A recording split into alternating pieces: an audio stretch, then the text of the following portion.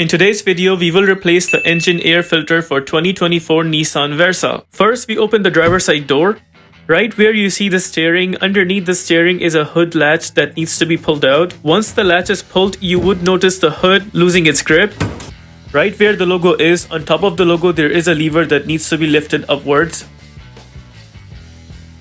This is that lever that I was talking about. Push this lever upwards and then lift up the hood. Now we gently take the support bar and then place it in that hole right there. There we have the location of the filter right besides the battery. To start the takeout process, what we have to do is unclip these two clips right there.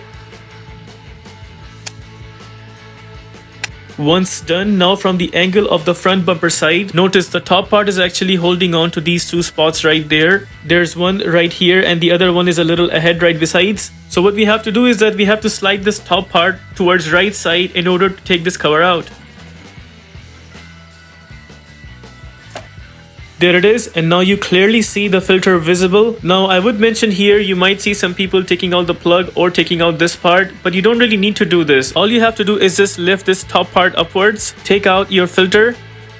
Once the filter is out, you can also do the necessary cleaning if you see any dirt inside. And suppose you got a new filter, make sure that this portion where it's coming right here and you can hold it, it goes towards the right side. And now we will go ahead and install it.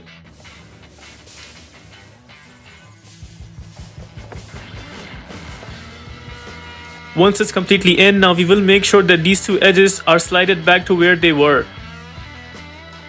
Just like that, and we will wiggle it a little bit, making sure it's completely in. Now we will go ahead and put back those two clips.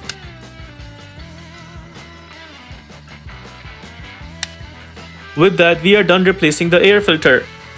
If this video helps you in any way, please consider liking this video and subscribing to our channel.